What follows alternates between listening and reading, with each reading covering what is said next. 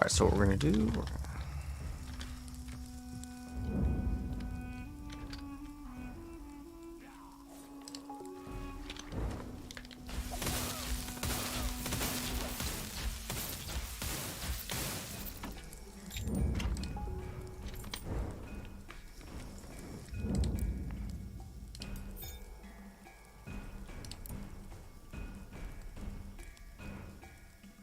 He's in the same exact location.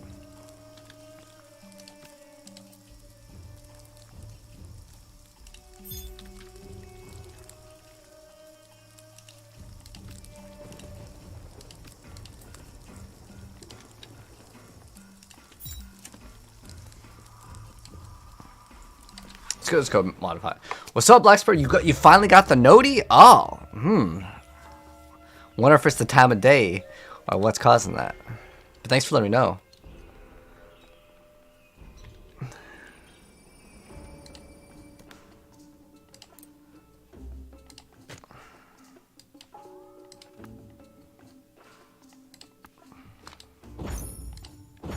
Give me a 2 or 3. Oh, we just got a 4? Holy.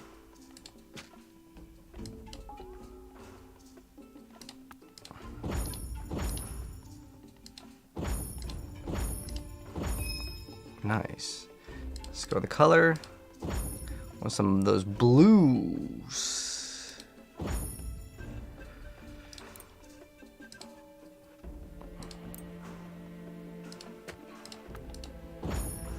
Three blue. Okay, cool. Take it.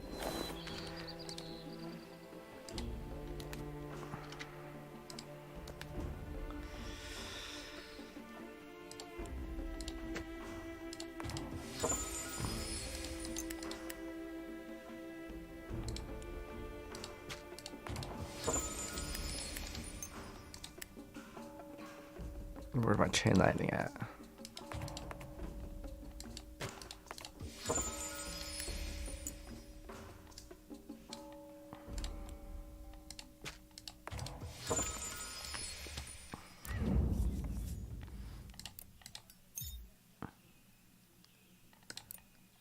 Okay, that works.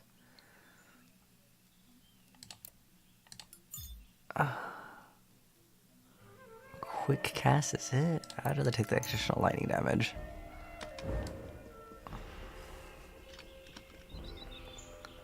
Alright, now we got a little bit more damage, and we got 2 Typhoons versus 1. But I'm doing good, Blackspur. I'm really excited about the new Diablo update today, so I have something to look forward to in a little bit of time.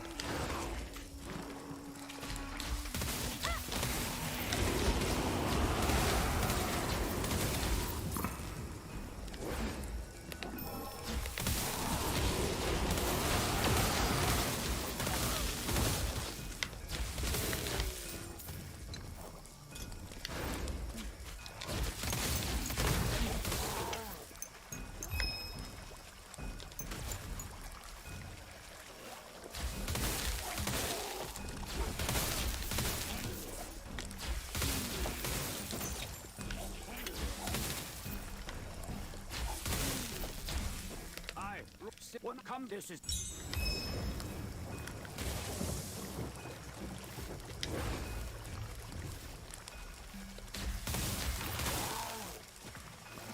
just looking forward to the Diablo update, and then in two weeks we get the brand new update, which is very exciting.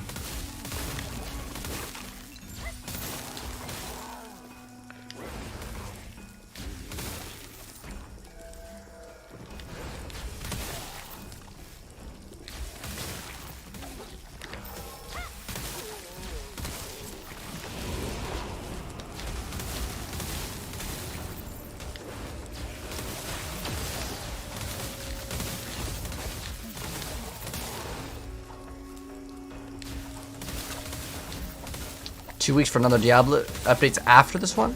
So today's the announcement of the update of what's going to be in there, and there's going to be stuff that is brand new. There's going to be stuff that I already know about because Diablo partner, but I'm excited to see what they have to show off.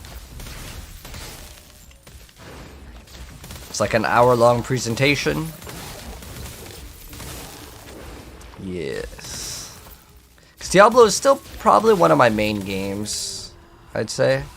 Like right now, like, I've been playing a lot of Overwatch because the last season for Diablo for me wasn't up to par, I would say.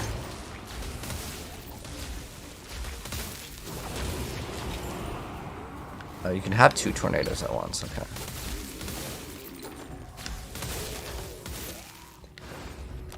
But some of these abilities have such long cooldowns, like 25, 30 seconds.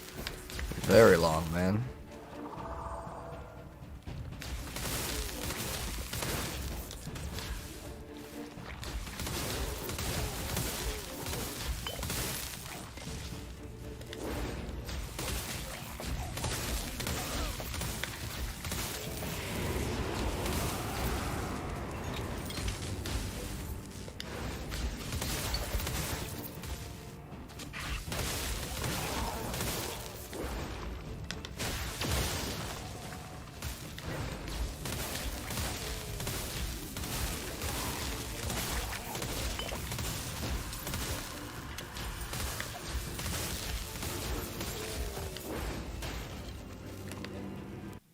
I don't know if we got the waypoint, though.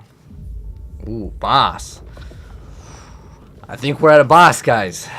Let's check out. What is this?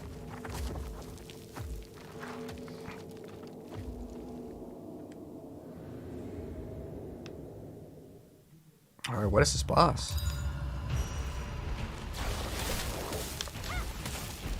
Amalda's Ranch?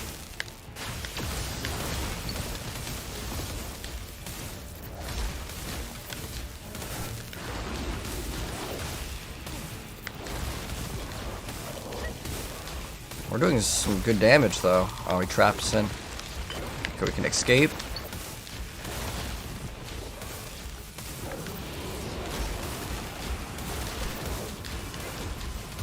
Oh, dang. He hits actually pretty hard. Drop anything good? Nope, just some lucky dice. That's still, like, usable, though. Okay. Well, GG's.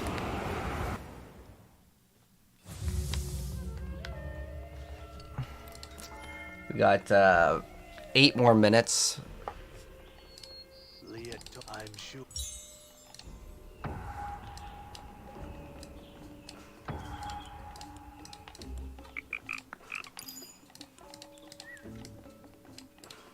How much? It's no understatement. Triya is the nation with the most advanced culture amongst the 11 nations of Trom. But unlike its elegant appearance, the internal conflicts surrounding the heir to the throne were cutthroat and brutal. Triya was split into 2 factions that fought over who would become the heir to the throne. Those who sought change supported Prince Favina, and those who wanted to maintain tradition supported Prince Lovia.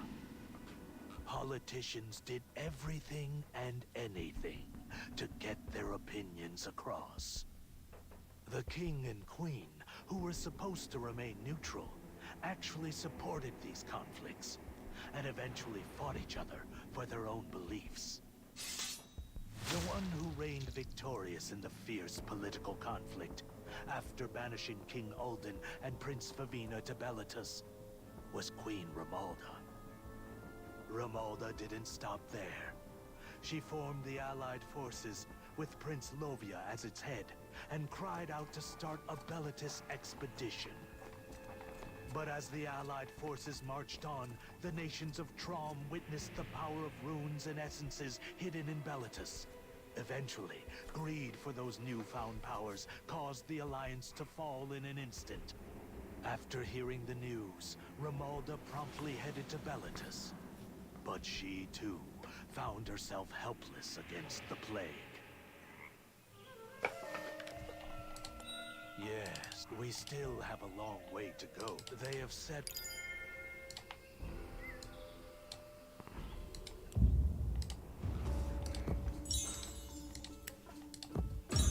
Dang, there's so many rewards.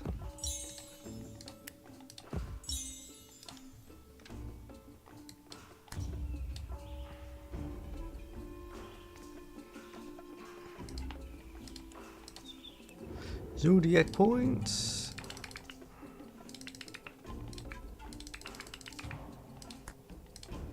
I don't know if I actually need any dexterity for the build, thinking about it now. Where's 5?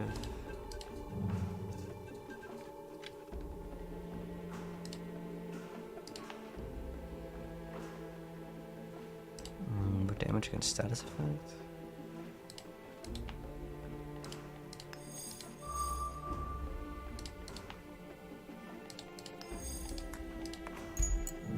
Do we have, is 5 open? Oh, here we go. 29 trade. Oh, so we had to spend more points in total. Oh, okay, cool. Dang, I actually really like this game, but I think the combat could use a little bit more like improvement. All right, we got 5 minutes.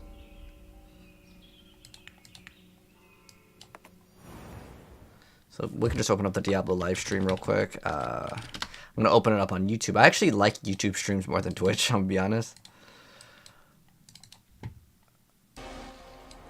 Okay. So part of the final system that we have is going to be greater affixes. Okay, I'm gonna leave this on the other monitor real We want quick. to keep it compelling that there are some drops that are even better than the others, and we are trying to get the perfect build at Endgame. Because of this, in World Tier 4, and only in World Tier 4, when an ancestral legendary item drops, there's a chance that the affixes on the field has greater affixes. These will roll with bigger value than normally available for that build. Greater affixes are fairly rare, but they're not impossible to find. While leveling up, you're going to be able to find upgrades much more easily with this new system. Go to the jungle. Another part of itemization is going to be Give me a second. I'm gonna take a quick piss. I'll be right back. something really intended for that very high end game, again, World Tier 4. This is where a player is going to take an item, already has the affixes that they want on it, but now they go through a process of upgrading those affixes, getting even higher values on them. Masterworking really starts at level 100. Once you've already completed your build and found some of the best items, you're going to be able to test your build against the powerful enemies of the pit. The Pit is a new endgame system that has been added in this season that is going to challenge players that feel that they have largely maximized their build. By pushing into more difficult tiers of the pit, you're going to be able to unlock rarer crafting materials to masterwork your gear even further. You're gonna have to play some of these Oh, shoot. content in the game, but once you're successful, you go and We survived. It's because we have that legendary helm. In Season 4, we're ramping the intensity of the Helltides through the increase All right. of activities, the What do we got? first of which is 3 minutes? doubling down and rise of the cultists throughout the night. You're going to be running through the Helltide, seeing the cultists just conjuring up swarms and swarms of demons, adding to that sense of manic and chaos that is pretty well known to you. The other archetype that we're at is the presence of mutant, who were unfortunately caught out in the tide and basically just lost their minds to all the mayhem going on around them. And lastly, rounding out the new activities are just the inclusion of the Iron Wolves. They're finally joining the fight. They can no longer stand on the sidelines, seeing the Helltides and Hell Forces intensify their assault on Sanctuary.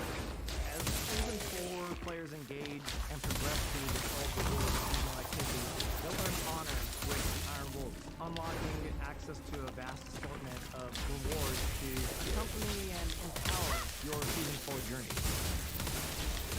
In the updated Helltide, for players who are able to stay alive long enough, they'll be paid a visit by the Hellborn, former hero of Sanctuary who have aligned with the forces of Hell to attack the allies they come along with.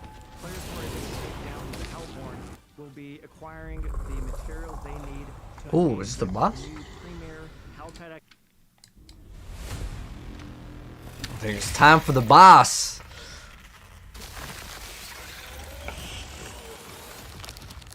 All right, what is this thing?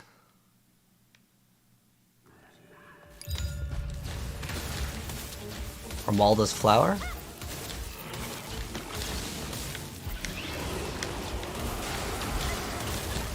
Dang, we already got halfway down already. Our DPS is just too strong on this build. We won't even be able to see its mechanics. Looks like it has like a straight attack on a line. Woo! All right, GG's. That was a fast boss. All right, okay, we need to get off this game. I will definitely be playing more of this, but for now, yeesh. All right. Activity. Let's go ahead and get started. Oh, what's going on? Where's the live stream feed? That is Undecember, yes. You're going to be able to pick custom affixes and enhance your character in a lot. Did their live stream go down or something? What's going on? Why is it so like laggy? Okay, we're good. Should be starting like right now. All right. We were just watching a video and everyone was finger gunning the screen for no reason. And everyone's like, what are you doing, Adam? Yeah, okay. Hey guys, how's it going? Welcome to another Diablo 4 developer update live stream. My name is Adam Fletcher. I am the community director here for Diablo. I'm joined by this wonderful panel, plus an additional head, which we will call out. But we only have 4 seats. So we have to swap people around as we go. We have to do the same thing we did during the PTR stream, which was like we swapped out like Joe Shelley, and we put in Adam Jackson. That's true. We did do and that. So we're gonna play more magic tricks today. But do you guys want to do a quick intro to yourself to the wonderful Diablo community? Sure. I'm Joe Pipora. I'm the associate game director for Diablo 4. And I'm Adam Jackson, the lead live class designer for Diablo 4.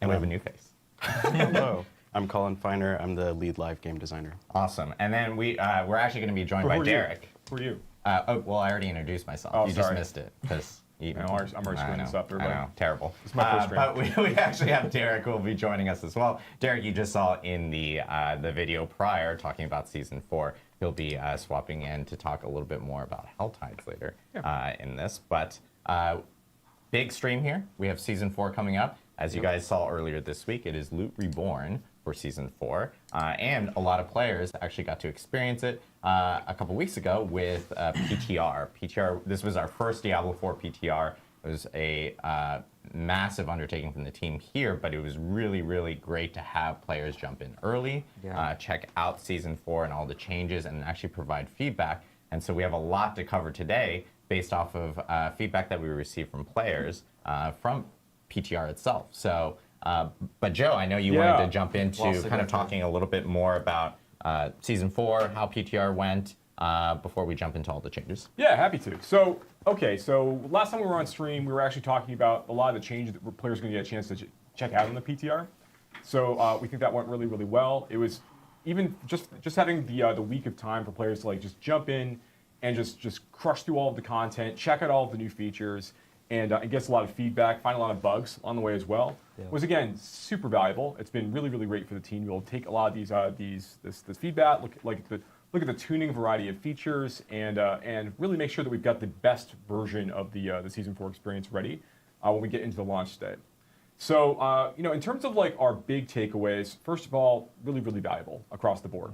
Season 4, Season Loot Reborn was, as I mentioned during the PTR stream originally, was really our opportunity to go back and take a lot of the feedback in that we've been looking at since the launch of the game from 2023. This art is so good.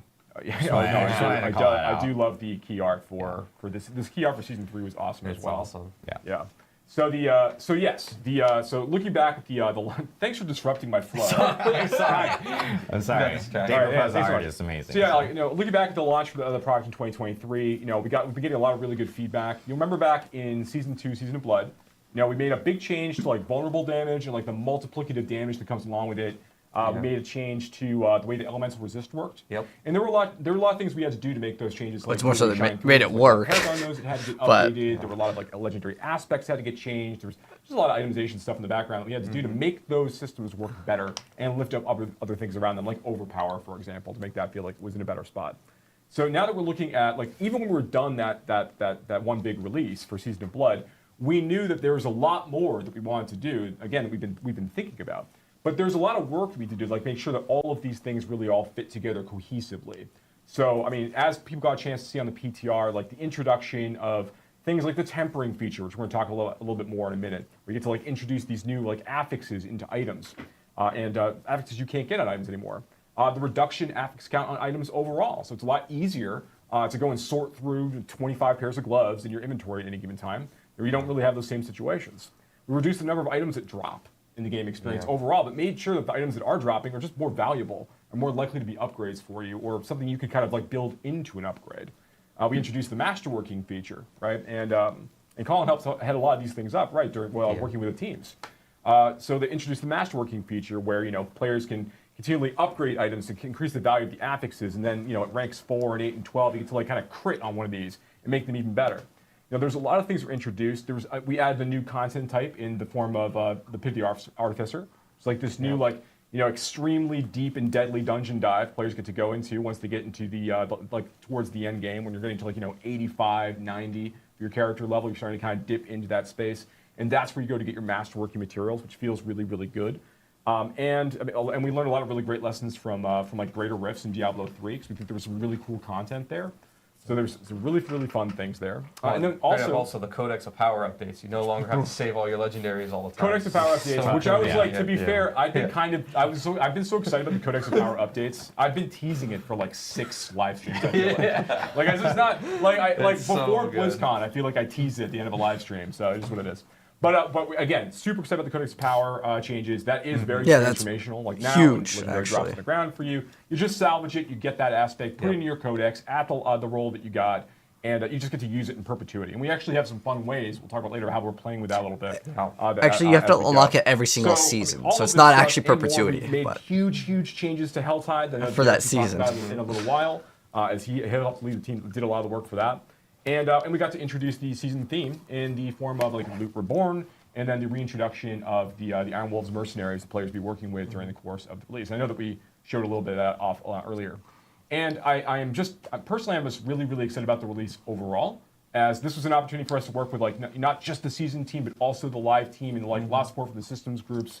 And there's a lot of things being done for the expansion that's coming out eventually as well, like Vessel of Hatred. Yeah, it's coming out this year. Able to really organize teams and make sure we're in a really, really good spot to provide this really big update for the game has been very, very exciting. And the feedback, going back to the feedback from PTR was again really, really valuable. It was great to get players in there and to get those things taken care of. And we're going to talk about some of those things today. I know that some of this information has been we talked to a few press outlets, we talked to a few different people, and some information is getting out there. But I want to make sure we can provide a little bit more detail, because I know this is the audience wants to know the real specifics. We're going to get into it, right? Yeah. And we'll also have our Q&A as we usually do at the end, where we can answer some more questions the community might have as we kind of get through the whole thing. So yeah, that was at a high level, that's what we were feeling about the PTR, feeling pretty good about it. I'm happy to maybe jump into itemization, or how do you want to go? Yeah, I think the first thing we probably want to talk about is the itemization changes that are in season 4 that people experience, which includes the tempering, the masterworking stuff that changed in season 4, and of course all the feedback that we got from both tempering, masterworking, and what we are planning on doing based off of that PTR feedback for the launch of season 4. Yeah, we have quite a few updates. Yeah, so. Lots. Yeah, sure. So I guess just starting off then with high-level itemization. Let's go back to some of the goals that we had when we started down on this. Started some of the work for season 4.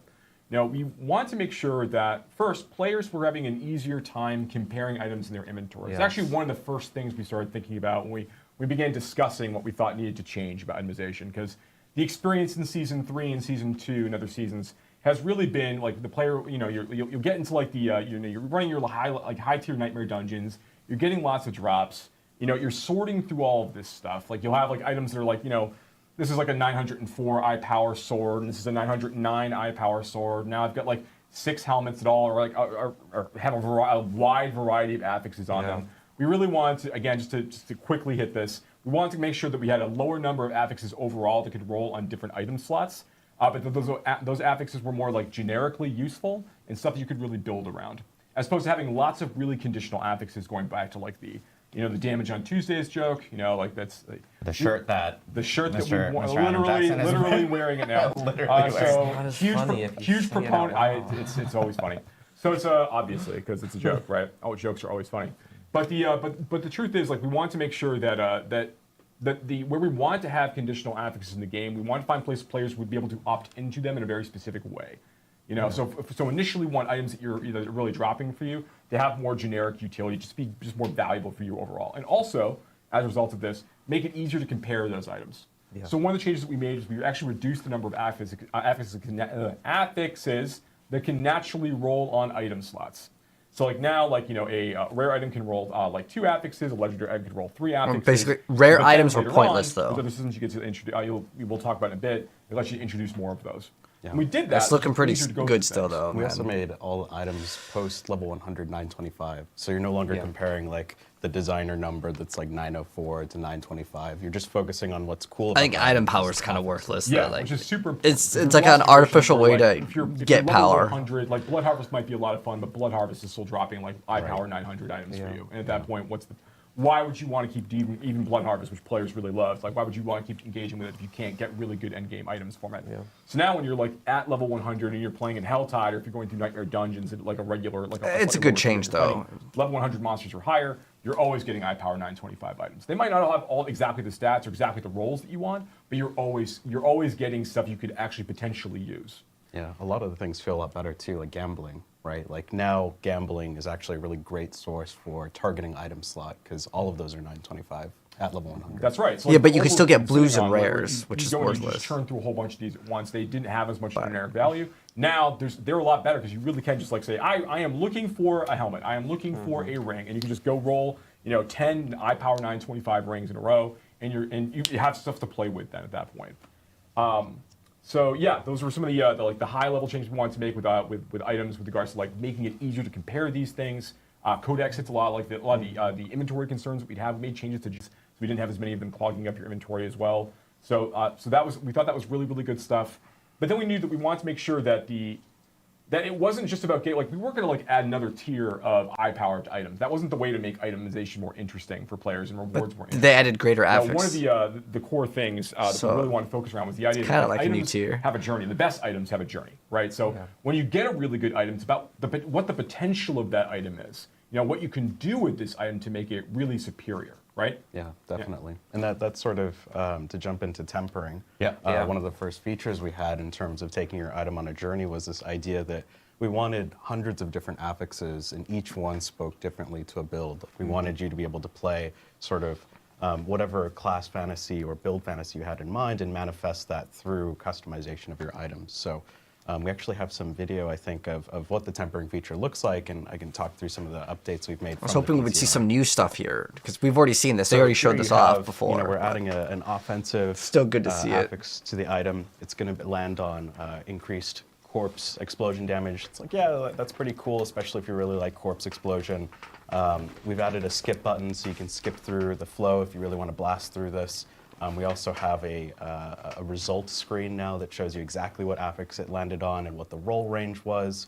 And then we have some more exciting affixes. Dang, did they really nerf the Elemental Surge that bad? It used to be like 40,000, and now it's 1,000? Twice, which I know, Adam, is your favorite. Cause oh, yes, I love more projectiles. The balance bomb Don't drop say to it your like lap. that. Everyone loves so projectiles. Great. It is cool, though, it is pretty cool. Like, being able to, like, Derek is here. So, yeah, we did our swap. But Joe's still going to be here off screen. We just want to make sure that Derek appears here. Derek is our lead seasons designer. So he'll be talking a little bit more about health. Here's what it looks Sorry like. to interject. Okay. There we go.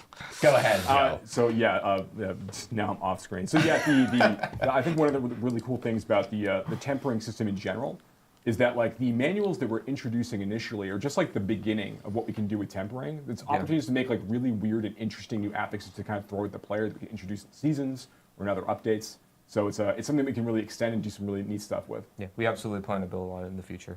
Yeah. Awesome. Yeah, so a bunch of improvements to tempering overall. And a lot of these, again, these improvements in tempering from the skip animations to the previews and stuff like that players will see were based off of feedback that we actually got from PTR. And so, again, huge shout out to the community for providing all that feedback for us so that we can actually get that in before the launch of Season 4. So, but with tempering, we also have Masterworking, which is another new feature within Season 4 and permanently within Diablo 4 itself. So it's going to be on internal as well. Talk So us it's through awesome. a little bit about what Masterworking is, and of course, I want to see the new season power though. That's why I'm here. Yeah, so the next Because they showed step in your all of this on items journey PTR. is to really take it to new heights. You've customized it. You found some base affixes you're really into, and we wanted to give you a way to essentially take some of these affixes to new levels. So you think about helms and CDR or cooldown reduction, or for example, that chance to replicate, your bone spear. We want you to be able to really juice those stats. So I think we have a video here of what that looks like. Overall, what we've really done is taken a look at the feedback. We got a bunch of feedback that it was tedious to upgrade these over and over. So we've removed the animation from ranks 1 through 3. We've kept the critical, upgrade. We have the animation still there, but you can skip it. Again, sort of in the spirit of blasting across everything that we do. So you can do that very quickly. Another piece of feedback that we got was that part of the masterworking process allows you to reset this. And why do you want to reset this? It's because you want to hit that specific affix you're looking for. You want to juice a specific affix. And sometimes you might miss, right? Which means you want to reset that item. Yeah. So part of the resetting sort of requires you to get lower tier materials. You're going to get these from the pit. We'll talk about that a little bit later. But overall, we saw a bunch of feedback that it was really tedious to create like 1,000 caches. Yes. Them in town like 100 times. Right? It's Just let it auto convert. Address that. So we've added multiple scales of material conversion to those caches. This is a short-term solution. We have something in the future planned. It's just not ready yet. Why doesn't it just convert it automatically? It does get you there a little bit quicker. There's multiple conversion rates of materials, so you can turn one legendary material into a much higher count of materials based on the tiers that we have in that crafting system. So again, not the perfect solution. We have something coming in a future update. Cool. Awesome. So yeah, a lot of changes coming for Masterworking based off of feedback. Masterworking, of course, being a brand new, kind of that end tail of that item journey that you'll have even after tempering and stuff like that. Yep. So yeah. Let's say another thing that was brought up as feedback was about veiled crystals, right? Didn't we reduce the amount that you need for crafting? There's no fail rate I think we anymore. can totally That's talk about pretty some of the big. stuff we've done just overall on itemization. Yeah. Veiled crystals is one of those things. So I'll talk about, first I want to touch on rare and magic items. That was something we made a change from Season 3 and Season 4. Well, magic items were Legendary always items are worthless in just Diablo generally 4. straight up better than rare items now. And part of our goal there is really to ensure that players aren't sifting through sand, looking through thousands of items. We want to just call it out, like legendary items are legendary. At the same time, we acknowledge that there is some coolness to knowing that certain magic and rare items could have value to you, right?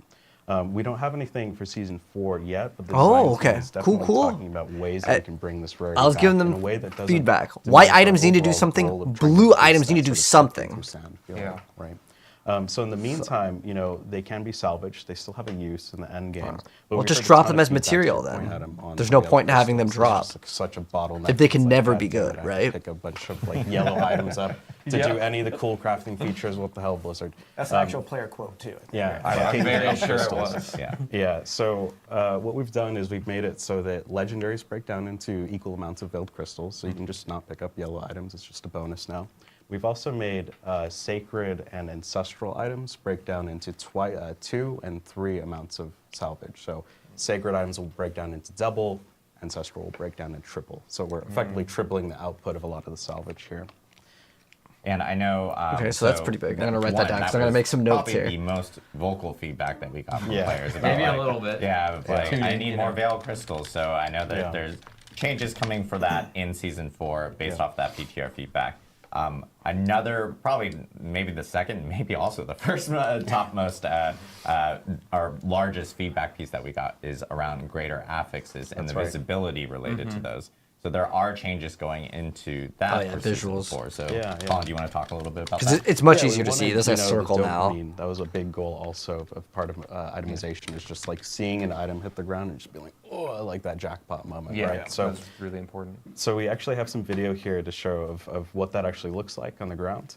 this So you can little, see, like, here's the weirdly long named item with the picked a greater good one for affix. that, yeah. Yeah, right. Oh, you can see it in the inventory Commander's too. Sacrificial sickle. I know, right? I'm Yeah. gonna take some screenshots actually. So we have a 1 greater affix star. It'll go up to 3 or 4 if it's a unique item. Grab Photoshop Always for feels my.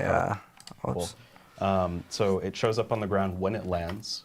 And then put if we some other can go to water. the There next we go. video, we actually have an indicator now when it In is the inventory. Yeah, that's actually Yeah, quite so you nice. can see Zoom. saturated. Right. I Can asked we him go this as a further? joke, and it looks so good. I'm so happy. I think they should Disappointed just I made can't it set like up purple or pixels. something, like a completely different color would be good So too. that's but- been enormously helpful. And Very really, nice stuff. You know, when you kill like Duriel or one of these tormented bosses and they drop a ton of loot on the ground, to see some of these have stars on them, it just is a feel great moment. Yeah. Kind of goes with the whole like not sifting through the sands. You clearly see Yeah. that icon. You know that has value. Or we could just add a loot About filter. it. I don't know why Yeah, and again, Diablo even 4 on is the- just so the no loot icon filter, no itself, loot filter. in Like your just add it, inventory, man. you immediately know those are my favorite affix items. And long gone are the days of the Roman numeral. We Right. You don't like that? You don't like we the will. designer We solution? will miss it. It's funny. Right. I think internally we knew like, oh, that's probably going to get changed. We had a few jokes about that. But Sure. I know. One thing I want to touch on real quick before I move on to itemization, if that's okay, Yep. is we actually, to touch on the veiled crystals, I think players are going to want to know this, is we reduced the imprinting cost of aspects Okay, quite a bit. cost. So that's really going to help the veiled crystals as well. I think it went from like 75 veiled crystals to imprint on an ancestral armor to 16. Yeah, it's that's a huge. pretty huge swing. You're just getting way more of your aspects on here. It's a lot more flexible.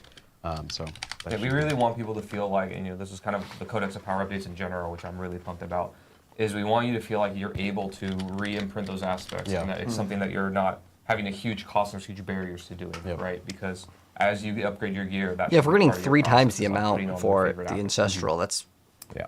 So Pretty nice. a lot of changes coming with tempering, masterworking, itemization, and I know. Did we have any other changes that you wanted to cover before we move on to the next section? I know Colin's got this novel in front of him, and he's like, "What am I going to He do?" was a ones key are for a lot of yeah. our changes. Oh, one I would think is worth mentioning, Colin, you may want to talk about, is the masterworking. I remember we got a lot of feedback about the fail chance.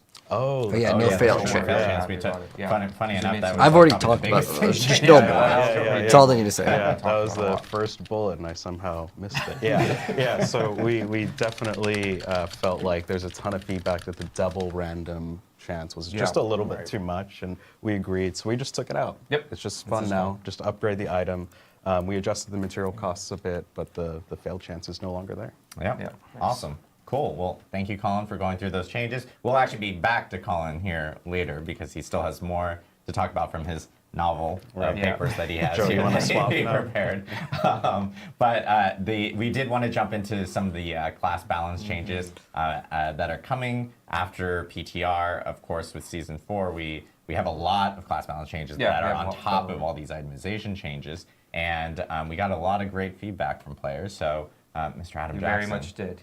Yeah. Let's run through these. Yeah, so Right, basically... the classic Adam Jackson slides. Yes, I love my slides. We have kind of 3 categories of things that I'm going to be talking about today. Again, thanks to everybody for playing on the PTR. We did get a ton The of shadows feedback. one-shot I'm you, not going to go over basically. the specifics of everything that changed, but I'm going to go over kind of the And, categories ooh, of things. Just I can because tell you there's guys, a whole lot of changes. What's happened to armor? It's One of going to the be first like big ones resistances. was endgame survivability issues. So this So is kind of it's talking like about the 9,000 really now. far into the pit, and I this is write kind that of something that's been happening on live as well that we wanted to address. And there's this phenomenon when you get really deep into the game and you're fighting high-level monsters where you'll hit a point where the monsters are kind of easy and you're able to blow through with your really powerful builds, and then you kind of get to a point where they start one-shotting you. And it can be kind of mysterious and hard to understand, like, what's going on, why did this happen? We've also had some issues balancing that kind of top-end survivability when you get to those hard monsters in the game. One of the reasons for this is that variability in player defensiveness has been really high traditionally. This is why when you look at the new items in the game in Season 4, you don't see a damage reduction very much at all. It's a very premium stat now that's really hard to get, and it's to help solve this problem of when someone is stacking all damage reduction versus someone who has none of it, their difference in effective health and survivability is really, really high, and so it makes it hard to balance the game. Another part that we wanted to hit was really armor. That armor is kind of a really confusing stat. It's not really well understood how it works, and I'm going to be going over in a little bit how it works and what we're changing. Is that to kind of 13,000 like address both of 500 these issues a little or bit. 200, something like that? Is what you needed Next before. is that some stats can get really high. We added all these crazy awesome stats, and you can juice them with masterworking and crit them and all these things. And it allowed for some really crazy things on the PTR, which people love to post constantly at me. And to be clear, we So, like crazy things. less tornadoes, less it's orbs. awesome to get powerful and have that fantasy. We do have to take into account things like combat clarity and computer performance to make sure that the game can still run very well for everybody. So we made some changes there to address that. You mean it's not fun to just not see the screen or the ground? I think it is for a little while. Like, it is hilarious, I think. Yeah, it's funny for a bit, but when you can only see like patches of ground occasionally. And when one player can do that, let alone when you get 4 of them in a group, it's great. And last but not least, balance changes and bug fixes. I'll be going over some of them, but there's way more than what I'm covering right now today. But just know, like, we took a lot of feedback on balance, a lot of feedback on bugs. There were a lot of them that were reported, and we acted on a lot of them, and I'll give an example of some that we did. All right, so let's go into armor. This is important. Brief history, listener description of how armor works today. This is like when you log in, how armor is functioning. It's your stat for physical damage mitigation. So you know how you have your elemental resistance that caps at 75 and then can get pushed up a little bit. Armor reduces your physical resistance up to a cap of 85%. It can't go higher than that. That's the number. But what's confusing is the amount of armor that you need to get to that 85% cap is actually based on the level of the monster that you're fighting. And I gave some examples here. These are the actual numbers in the game. So if you have a level 50 monster that's hitting you, whacking you, then you need 5,265 armor, and then you'll be at that 85% cap. But then at level 100, at every level, like 51, 52, 53, that number is going up of what you need. And at level 100, it's about 9,230. And then at level 150 monster, it gets close to 13,000, right? And so what this ends up, kind of creating is that the player really never knows when they're done with armor, right? That number can scale up forever. You have to go to max roll or the hood. So mobile when you're fighting these monsters and they get way higher level than you as you scale into the pit or nightmare dungeons or whatever, you don't really know how much you need. And so this is kind of really contributing to that phenomenon where you're fine. You're basically at the cap, next season, just get Juggernaut and you're done. That's all you need. So in Season 4, a lot of it's going to be the same as Season 3. It's still going to be your source of physical damage mitigation. The cap is still going to be 85%. And you're still going to need escalating amounts of armor as the monster level gets higher. But what we're changing here, if we go forward a little bit, is that armor is now going to cap at that level 100 monster number. So that 9,230, you can write down this number. We're also going to later get into the tooltip. We couldn't get it in for the launch of Season 4, but we'll have it soon after. But it's kind of going to be like elemental resistance, where you get to this number, and then you're kind of done with the system, right? So armor is just another thing on your checkbox of things you want to do as far as defensive survivability, and once you get it, you're done. You can get it from gear, legendary aspects, and so on. Particularly in Season 4, I think this will be a little bit of an easy number to hit. We're not trying to make this super difficult or hard to do. It'll be very achievable for you when you're a level 100 player.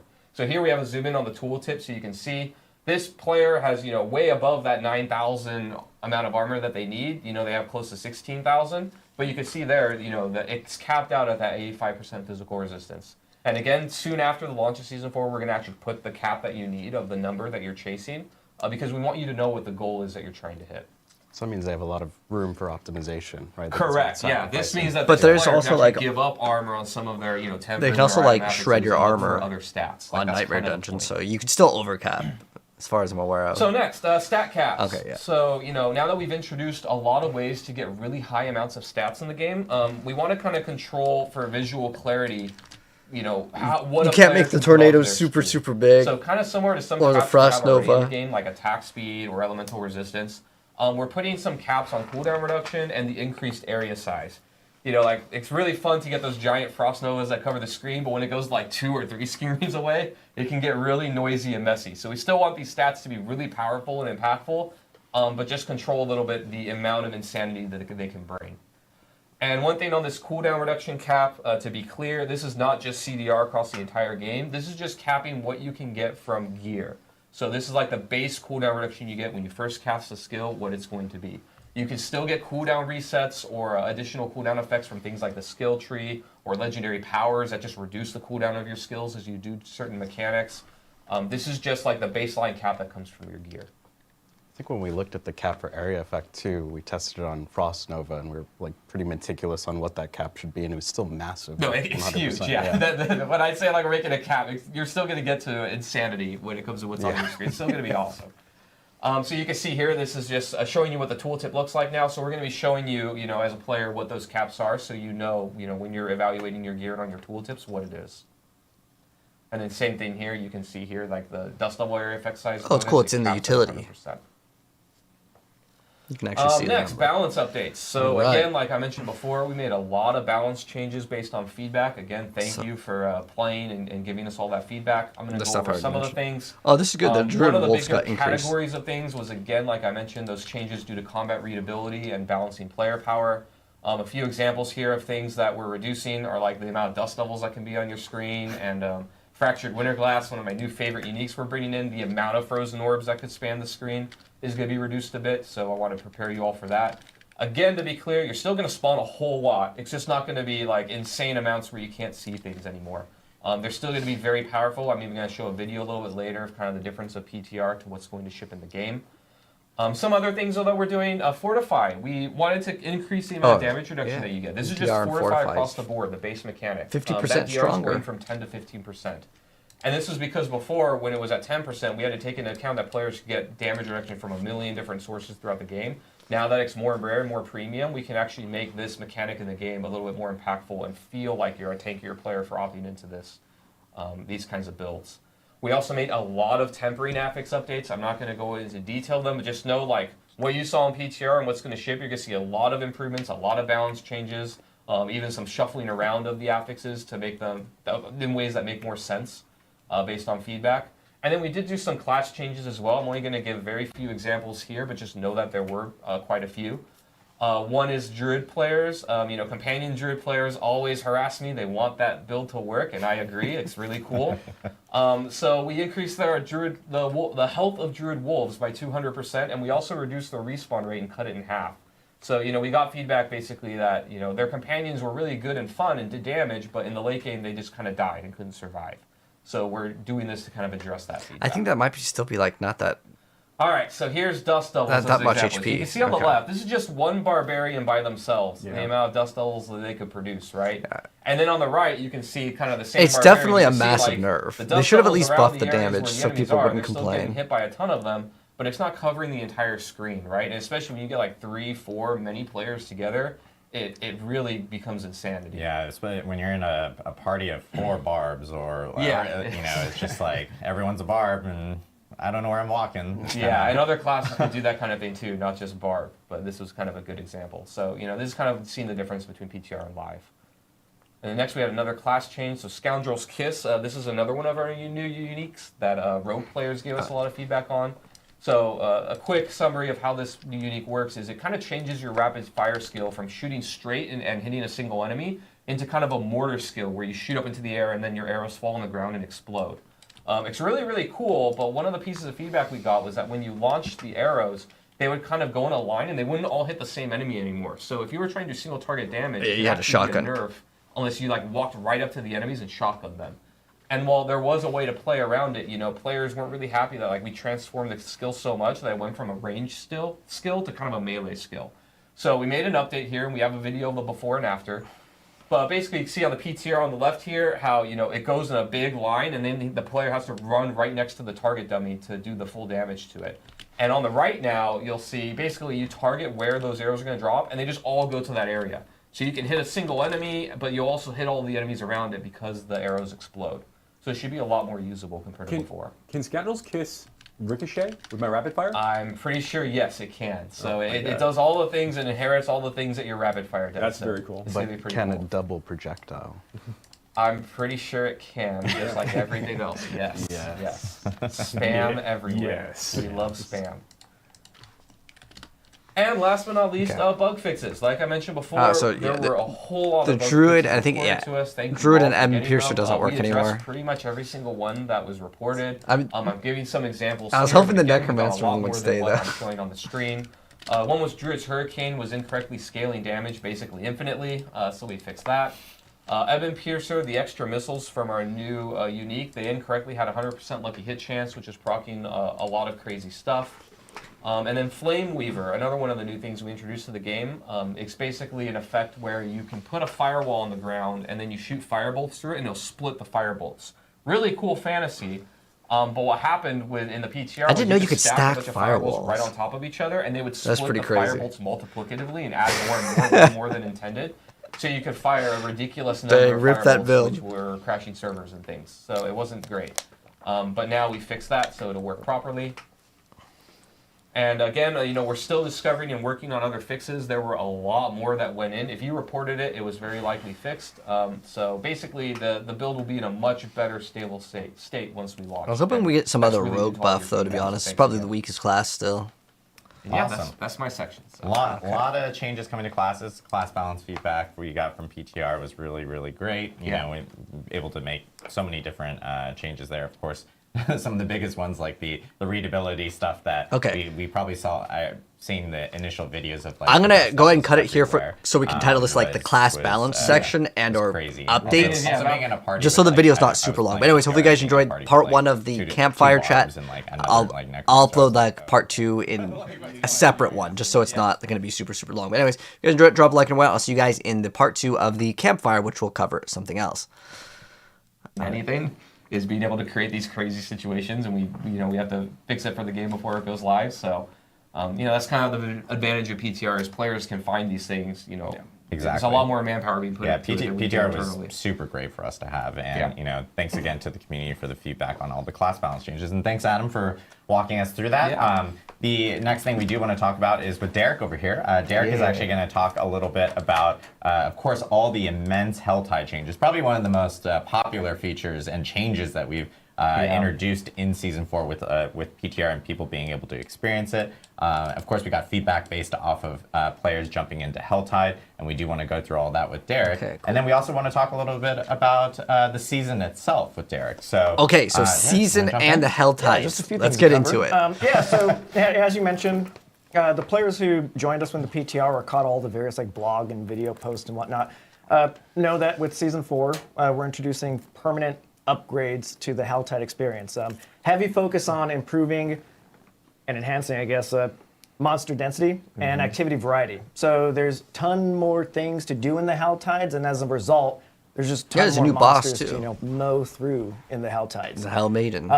There's also some explorations, and just to double back real quick, these are all permanent across both the seasonal and eternal realms, so they're not going away once Season 4 ends. This is just how Helltide Part of the works. game. Yep. Kind of like our item updates too, right? Yeah. It's Show me that forever. season mechanic. Yeah. This is I want to see Sanctuary. that. But there's also, if you kind of look at the top right of the screen, the threat system. So the longer you're fighting in the tides, you're going to be accumulating threat, which just results in even more monsters ambushing you at higher frequencies than monster packs. I think the personal favorite, and I think like fan favorite, is the Hellworm. This giant demon slug bug that just pops out from the ground and just vomits monsters all over you. But kind of with all those, the seasons, as we say a lot, are an amazing opportunity for experimentation. And sometimes the best results of those experimentations are when they can inspire permanent upgrades and just enhancements to the base game as a whole. So that's where the Hellborn and the new Accursed Ritual and Blood Maiden come into play as part of the new Helltide experience. Yeah, look at those. Those look rad.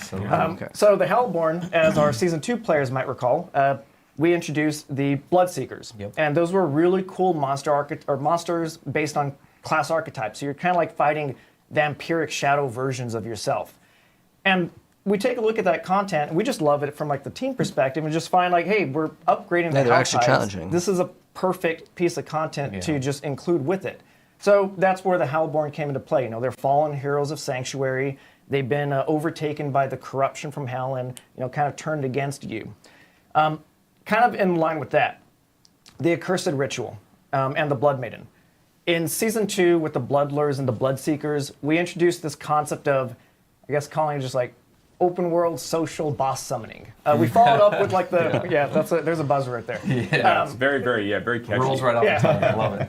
I get into my designer speak sometimes, but and we followed that up with like the Malthus spawners in Season 3. Yep. And again, looking at these really successful experimentations from previous seasons, we love opportunities to bring players together and just add that extra layer to the Helltide experience. So that's where the Accursed Ritual comes into play. So as you're out fighting against the tides, you'll be collecting the new material, the Baneful Hearts, that you can bring to the Accursed Ritual. It takes 3 to summon up the Blood Maiden.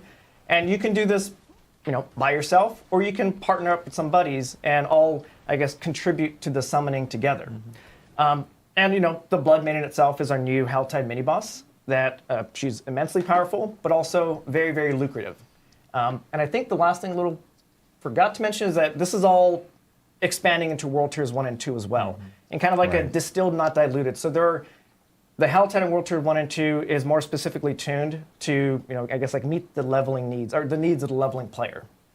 Awesome. Oh, on the Blood Maiden, I remember you had talked about with me before that the people that summon the Blood Maiden actually get bonus loot drops, right? Yeah, absolutely. So you can either contribute just by yourself to the Blood Maiden and get some extra loot for your troubles. We want to make sure that we give you a little bit extra because you're sacrificing up your hearts. But also, every player that it doesn't stack, so you're not stressed to say, hey, I just need to be the one that summons them all. We can all party up and just deposit our own baneful hearts. Putting one each is the best reap strat. The benefits of that. Yeah. Okay. Right. To be clear, So you don't stack all of them. So if you put in all 3, you get bonus loot, right? Correct. But like you, me, and Colin are in a group, and like I put this in is actually 2 important. and you put in 1, do I get more loot than you? No. So you get the same amount of okay. loot. So if Colin that's has important. a baneful heart to deposit, and if we all dump them in together, then Then we all get the get the bonus, shared right? benefits of that. Got it. But Only I will one touch on a each. bit later the PTR updates and just some of the enhanced value that the Blood Maiden received since PTR for both contributors and non-contributors to the summon. Okay. Awesome. Yeah, so a lot of new stuff coming in for Helltide, and this is all part of the stuff that players got to experience in the PTR. And of course, we got learnings from the PTR, as you just mentioned. Many. Do you want to walk us through some of the changes that are coming in with Helltide for all the PTR feedback that we had? Yeah, I think I have a PowerPoint of my own. Let's see. There you go. Look at that. Yeah, so, as mentioned, tons of sweeping changes going into the Helltides and just overall balance of the game in general at Season 4. This is more cinders? Kind of with Okay. that, sometimes, we push a little bit too far in some regards. So we did get feedback and also just own internal kind of field checks on the cinder drop rates were feeling a bit slow in the PTR. So we just went back, reviewed it, and gathered our feedback and just iterated on the drop percentage to hit closer to the expectations of how much we want to be collecting the cinders and interacting with the tortured gifts. So I think we're in a much better spot. I know we're in a much better spot right now, actually. So that was one of the first major pieces coming out from the PTR. A lot more chests from this, yeah. Yeah, chest, more loot, more fun. Awesome. Let's see, next one. Yeah, so on the topic of more is more fun, the Baneful Hearts, we were noticing that they were dropping a bit inconsistently. So you can get the Baneful Hearts from opening tortured gifts, killing the Hellborn, and one of the Doomsayer variants, one of our new activity types.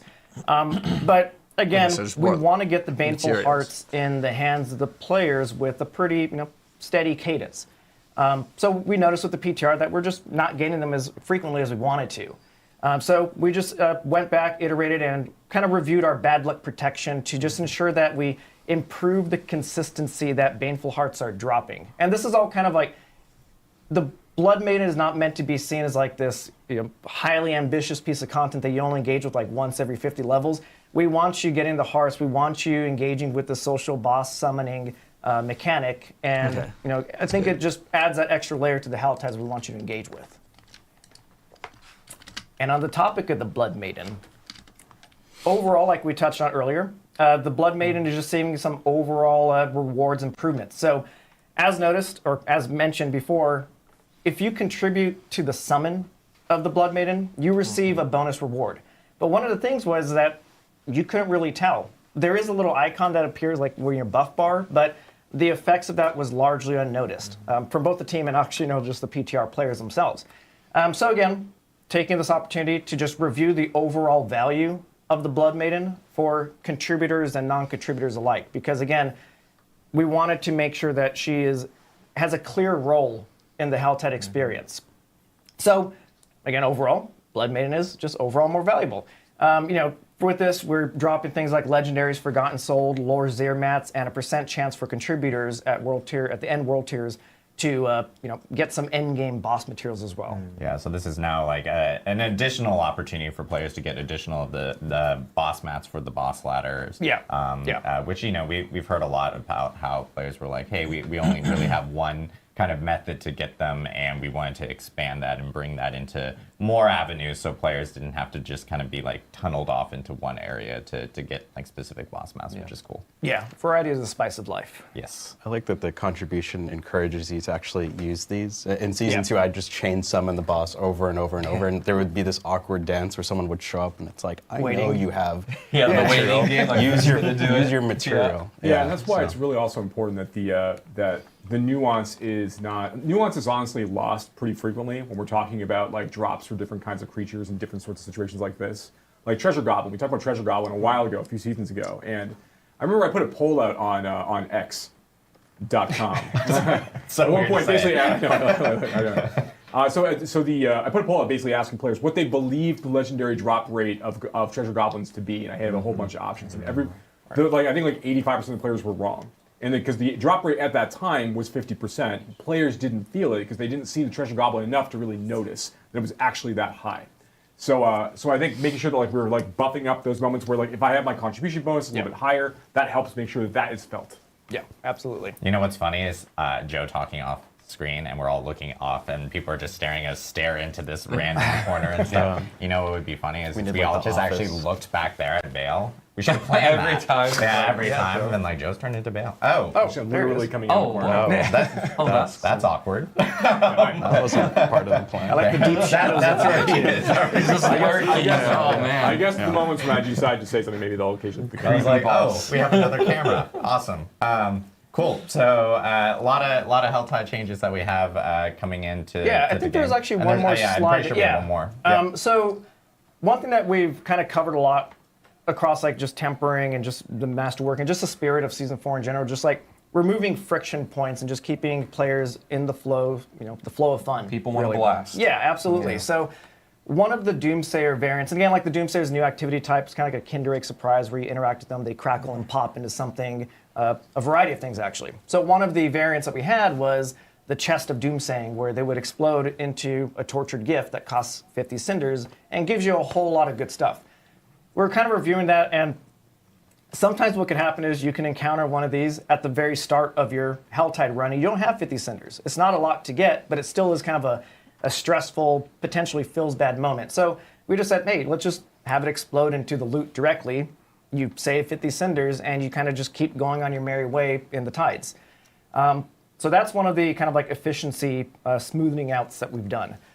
The next one is also just we're dumping a whole bunch of monsters on you, and it's always a feel bad moment when you get knocked out of an interaction. You're trying just to open up the tortured gift and head out. That's why I like Flame Shield with we Sorceress. reduced the channel time to open tortured gifts from 3 why not just seconds 0? to 1.5 seconds, I believe, for but it's Season 4 fine. launch It's proper. not that big of a deal. It's definitely an improvement, but And I think we'll address some feedback of like, why don't we just make it instant? yeah, exactly. Right. Exactly. Yeah, we kind of do want to safeguard against like the accidental clicks. Again, it's a frenetic game, so you're clicking a whole bunch, and I think 1.5 seconds is enough time to let you make sure that that's what you want to commit to before you open it. And there's also like because you guys didn't talk about this, there's changes to like the channeling. Like I think with like dot damage and stuff like that. Oh yeah. Okay, Dot that's damage good. now won't interrupt channeling as well, which I think is a pretty good. Which is good. So It especially, won't, or it especially as you will. are in the frantic I'm areas guessing of Helltide it won't, and everything. right. So lots of Helltide changes, a lot of good feedback from players. Okay, show me the season mechanic. Thanks for walking through on that, but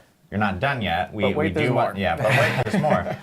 As you guys know, like there is this is Season 4. Yes, Reborn, show the season and theme, part man. of Helltide includes the Iron Wolves, and some people have figured that out even before our blog on Tuesday. Got Danaman a while back, we but did want to talk a little bit about Season 4 and the Iron Wolves' participation in that, along with some cool things that are specific to seasonal characters for Season 4 as well. Yeah. Call So of the Wolves. again, as mentioned, the players who joined us in the PTR, or again caught all the various blog posts, will notice that the Iron Wolves are now a permanent part of the Helltides. They're fighting and dying alongside the players now, and they're here to stay. However, for our seasonal players, we have the Call of the Wolves seasonal activity, where players will get to spend a bit more time with the Iron Wolves and go on a bit of a journey with them to try and uncover the potential root cause behind these rising tides and uncover this mysterious phenomenon that's threatening to corrupt and consume the Iron Wolves from within. In addition to that, again, the Iron Wolves are in the Hell Tides with you. As players are fighting and dying alongside the Iron Wolves and the Hell Tides, you're also going to be earning your way through the Wolves' Honor reputation system. And this is seeing you progress your way through a collection of just super juiced rewards that are specifically tuned to overpower your leveling journey from level 1 Oh, you can to see all the 100 rewards. and beyond. I'm gonna screenshot The this. main pillar for this reputation track was really pushing the player's powers forward. The player power forward. There you go. The player's power forward, and giving them early access to gear with juice stats, legendaries, materials, boss materials, and even a resplendent spark as like a cherry on top at the end. There's like a couple unique We love items. the juice. We do love that. It might just be a skin. But in the spirit of wait, there's more. Those are all like the gameplay related things. But we also have a couple of really cool cosmetics that you that's earn probably what through it the is, yep. collective call the Wolf seasonal activity. So this is the Iron Wolf Mount Trophy, the little Iron Wolf banner. And Is that Lilith's head? But yeah, so the Iron Wolf Mount Trophy. We're doing it live here. Was That's it earned Hell from Maiden? completing the there it is. You can get both of them. That's earned through completing the reputation track, and the Blood Maiden head okay, is this earned one. by completing the associated Call the Wolf quest line. Awesome. Yeah, those look really great. And of course, as you mentioned, resplendent sparks. And then I know You get a there's resplendent one spark other with that, item too. that I know we wanted to talk about with this season specific, because it is specific for season 4. Nick, And go over the powers. What's the power? Thanks for the reminder on that. There's so much to cover. I know. There's I know. Derek has like the largest list of items to kind of go through here. So Yeah, so as mentioned before, on the seasonal team, we love our experiments. And I don't think a season would be one without some level of experiment. So with that, we have the seasonal item, or as kind of like call it the seasonal toy.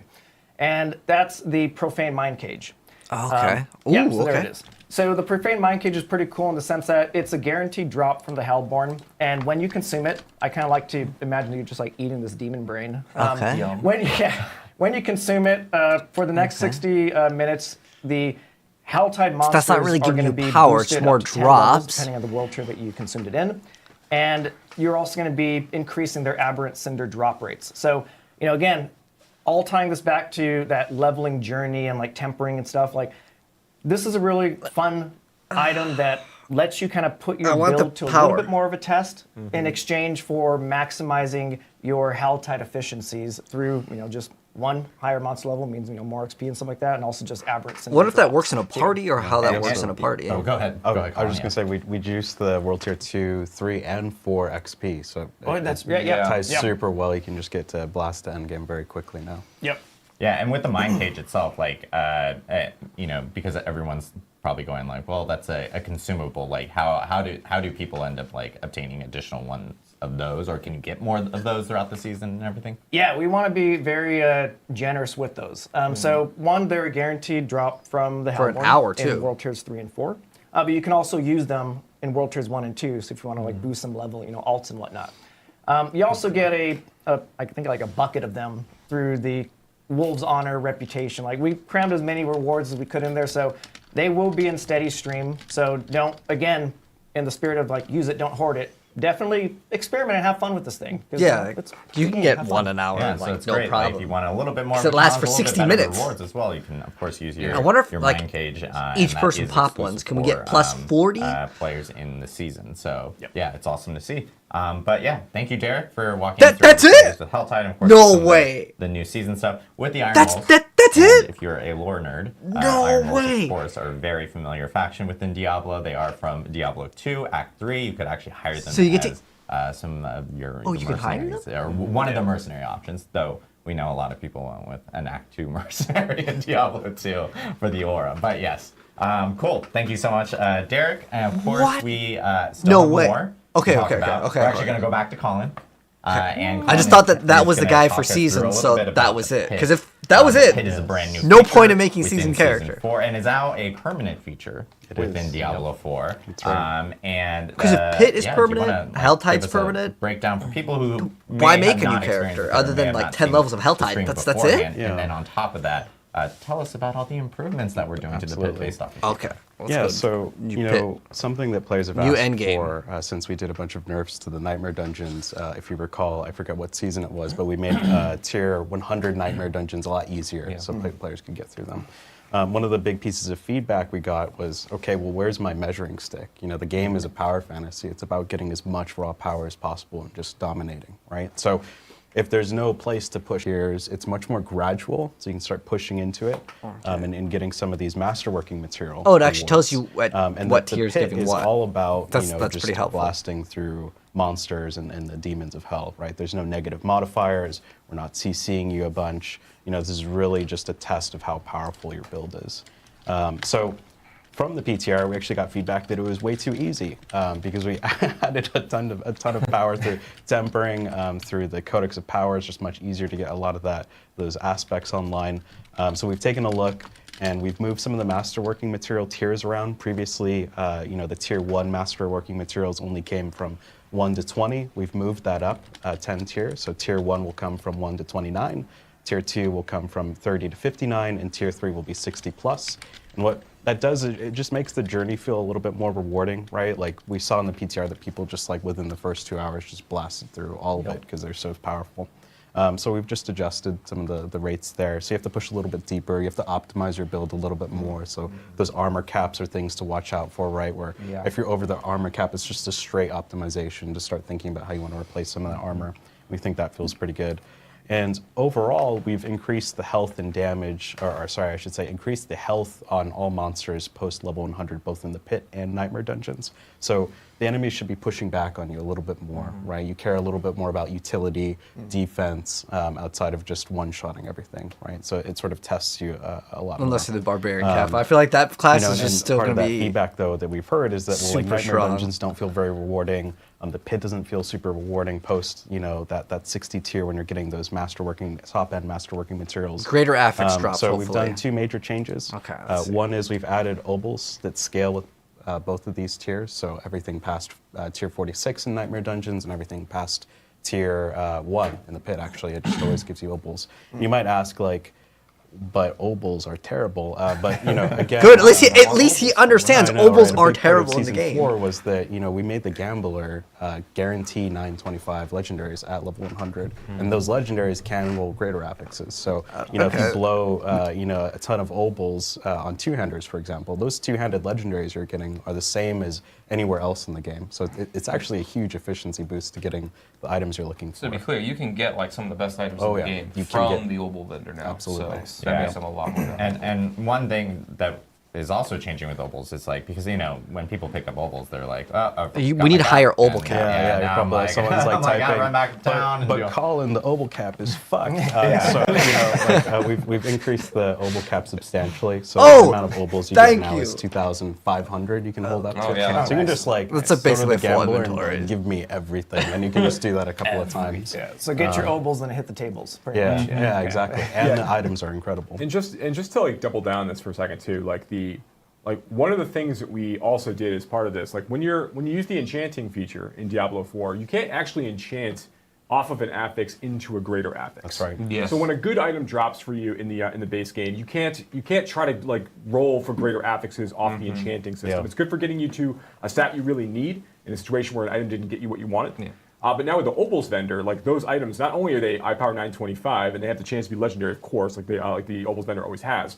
But you also have a chance to get greater affixes That's right. off those gambled It'd be items. cool if you could get So an if you- uber again, unique. if you're looking That'd be for just a particular pair of gloves, even or if it's a particular low helmet, chance. you're saying I really want a greater affix version of cooldown reduction on my That's right. helmet. Right, now it's okay, cool. I'm going to take my 2,000 obols. I'm going to go to the vendor. I'm just going to gamble, and try to get that one helmet. Yeah. Now I have a chance to really do that, and this is a way for you to getting more drops and such inside the pit is one thing, but giving you more choice. Yeah, when I you think get out that of would the be pit actually run, I think huge. it's very, very Yeah. valuable. Nice It's change. going to Yeah. feel way better. Yeah. Absolutely. Yeah, and another change we made was to Glyph XP. We got a bunch of feedback Yes. that's like, God, what the hell, Nightmare Dungeons. So we've increased the Glyph XP by 25%, which is faster leveling. And we've also scaled the amount of rune shards, which is the pit currency to get into the pit, with Nightmare Dungeon. So you can create sort of a positive feedback loop if you're really strong, you're really powerful, you're hitting those tier 100s in the Nightmare Dungeons, you're getting tons of pit keys that you can then translate into the pit and just get lots of runs and lots of masterworking there. Yeah, so a lot of feedback from Nightmare Dungeons. people were saying like, hey, are we planning on making any changes to that glyph XP? And so there are some. We sure did. We actioned on it for sure. So and there's funny enough. There's also even in the season journey, I believe there's also like changes to the ashes themselves where you can actually use that to boost even like glyph XP is also part of that. Yeah, so I think it's 25% additional. Journey. So if you get 50% more glyph XP. Oh, we have one more. Sorry. Where's the season mechanic? Like, is the mind cage it? Sorry. The one other thing that we did was we heard a bunch of feedback that players were dying at the end of the pit because we have this. Yes, the shadow clones does way too much damage at one shot. Like everything, even at like 50k plus HP. For learn to play, our encounter designers. I like get good. Absolutely. Take that, hardcore players. Surprise. Yeah. Surprise. Isn't it fun to die after you killed the boss?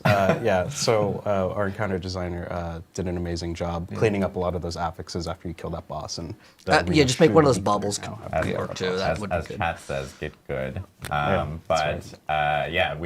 We saw that a lot, and if you're a hardcore player, that would have been a tragic loss to your character. I prefer the word hilarious. Yeah, some designer likes fist pumping, like yes.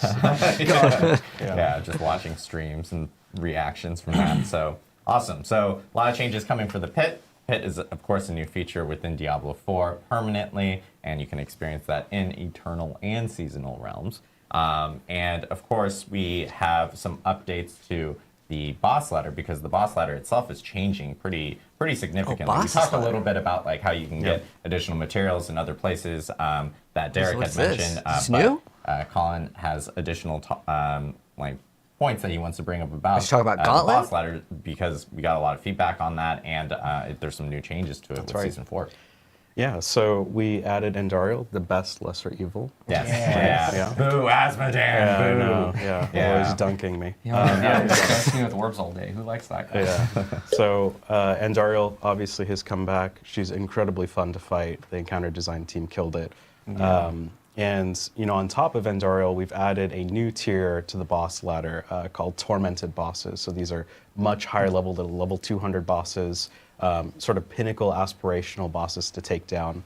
And what we've done here is we heard a bunch of feedback that it's good. We're going to be one shot. 5 times the amount of boss materials, including some rare pit material to summon these, and 5 times the reward. That didn't really feel like the right amount of reward efficiency for taking on something that was challenging. So we've nerfed the cost. It's now 3x the amount of boss material and 5x the reward. So you can get some pretty big. So it's always better. Always better to do these. Good, because the old one didn't make sense. We also heard a lot of feedback that it's tedious to do the same activity over and over and over to summon some of these things, right? So it's like, I want to summon Penitent Knight, or I want to do the Beast of Ice. I know you and I have done that one, like, every build I've chosen in a season requires the Beast and Ice, and it's like, I guess I'm just doing stuck another in Nightmare Dungeon Dungeon. hell forever. It's been great. So convert materials. Let's go. A lot of our random, monsters and activities and things like that. So elites, whisper caches, treasure goblins, all world buff? bosses, Hellborn to name a few, are all going to start randomly dropping these boss materials. Cool. You're not necessarily forced into doing one exact activity. It's still going to be the absolute best way to get some of this boss material. But as long as you're blasting, you're just going to be getting a lot of these materials. I like the terminology this guy's using. I feel like Colin's been at your heart's desire. huge I for the think this team. makes the game feel more flexible and just sort of enables you to play a little bit more on how you want to play while still keeping the experience fresh. So we think that's going to be a pretty big win. Yeah, it's huge. Yeah. But the season power for the season is just crazy. Jump around a little bit. It's we heard a bunch of non-existent. feedback, especially from Wudijo. Hopefully he's watching. Is There's the no bosses. way Wudijo's watching, right? Probably not. Yeah, it's not very interesting. We did some tuning to make sure that the tormented versions have some more parity, right? It was sort of like in a scenario where like one of the ladder bosses was just like dead easy, didn't really match the difficulty of the rest, and that's important because we give you one guaranteed resplendent spark one time for defeating any of these.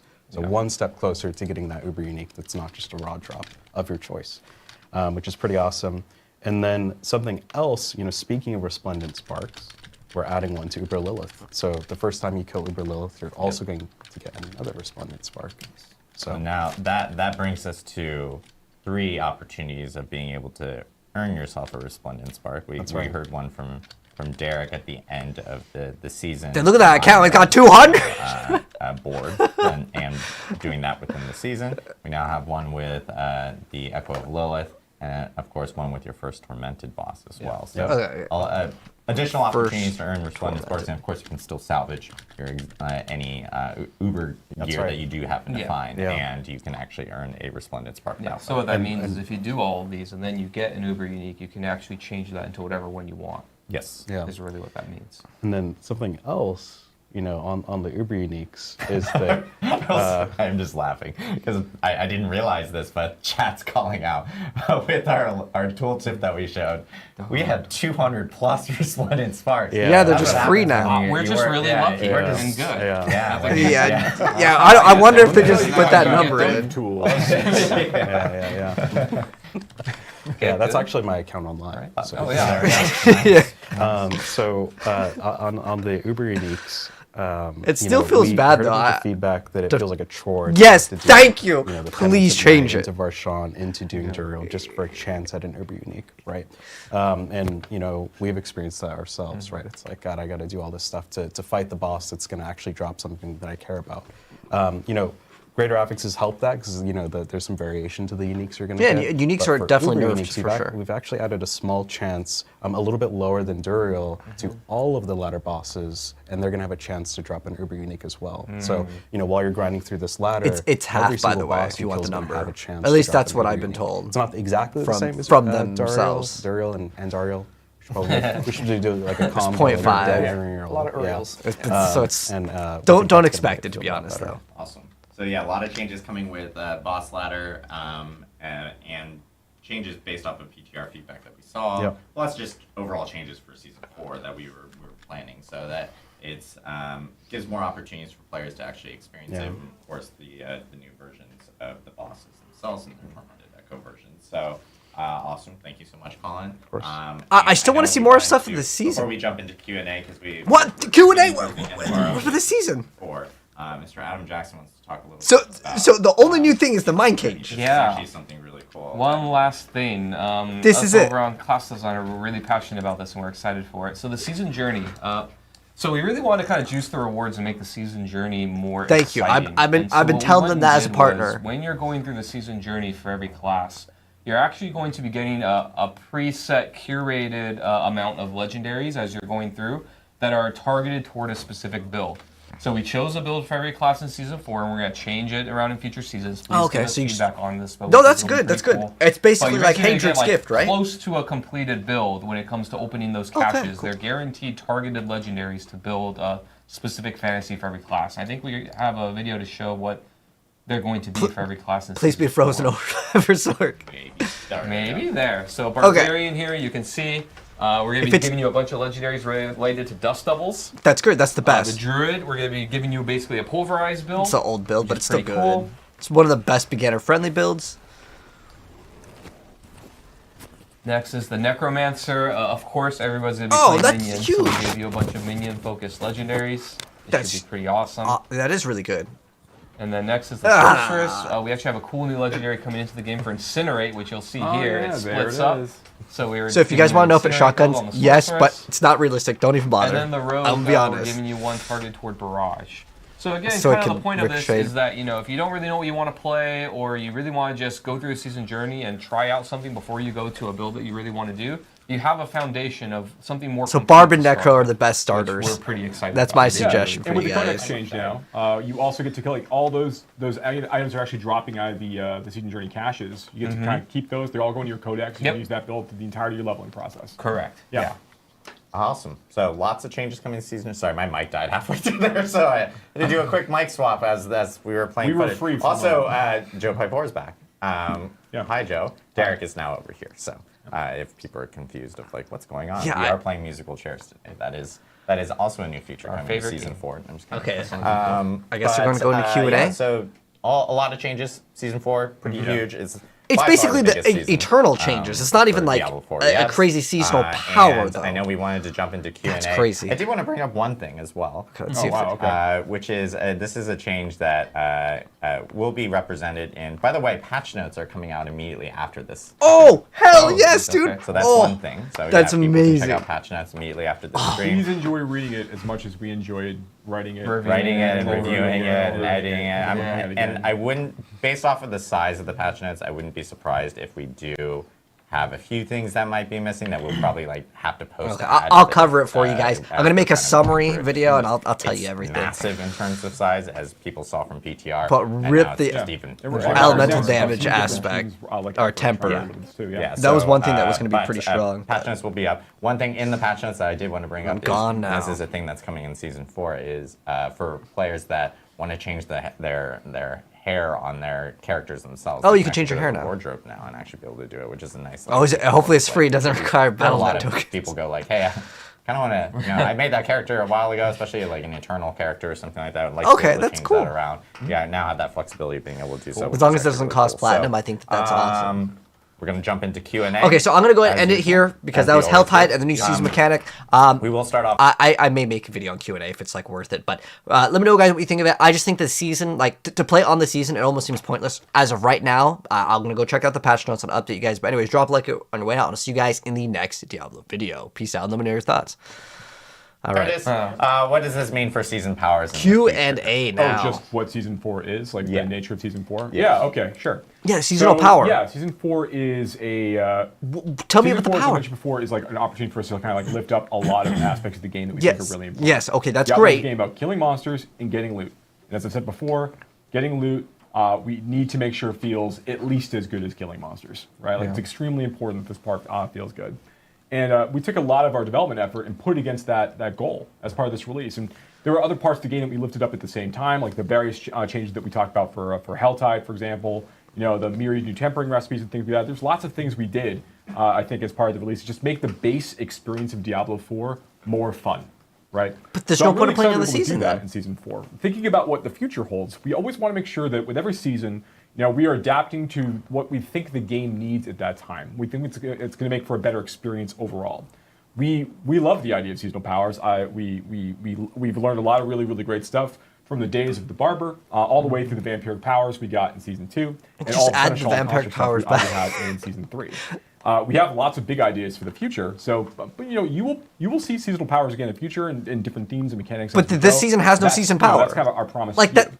And with the things That's that we have crazy. in terms of like the Iron Wolf quest line and the various rewards you get, changes we made to the season journey for like getting like all of those themed items. Yeah, you those, get like, you those, get those aspects, various, like, but kind of aspects don't aspect give builds you together as we kind of long-term, progress through.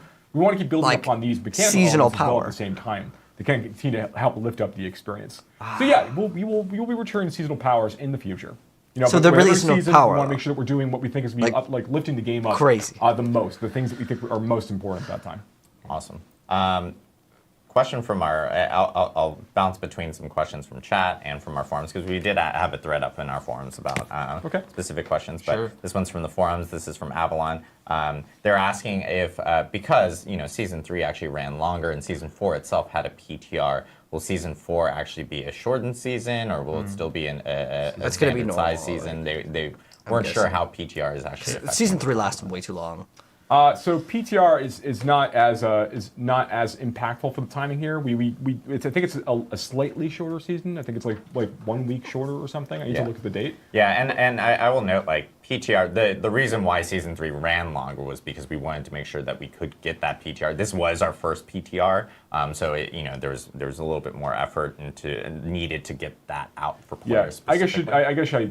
you're absolutely right. So like I think about when I'm thinking about the future and like what PTRs Correct. look like, what we want things to be like. It's not that like having a PTR automatically means that everything is going to take longer to deliver. But there was a lot of things we had to set up for the first time for the PTR for Season 4, and I'm really glad that we did, because as I think you've seen, there's a lot of things we learned as going through the process. And it gave us the time to iterate and use the feedback too, Yeah. which we did a lot of things on based on. Question from Blake Darko CS.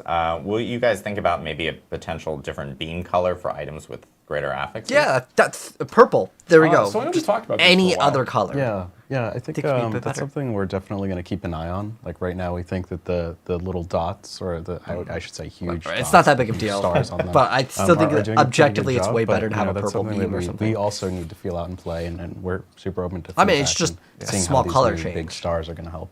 Yep.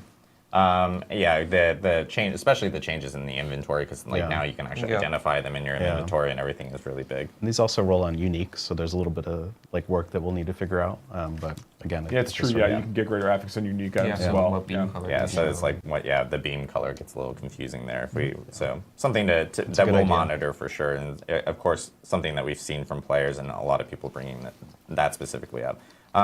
Fire Dragon Dad says that the Season 4 update's going to retro into existing Eternal. So everything we talked about today, with the exception of the Iron Wolves questline stuff, is actually present in the Eternal realm. So Eternal realm on players top. like the Codex power changes, everything like that will be there. I know there are a lot of questions related to like the Codex changes, especially for Eternal players. And just to clarify, if you have aspects in your inventory and your stash, it'll take whatever your highest roll of that specific aspect, and then that will become your new best codex entry when Season 4 does start. You may need to log on to specific characters on Eternal to at least like for us to be able to check your inventory, but the stash I know will automatically move over there.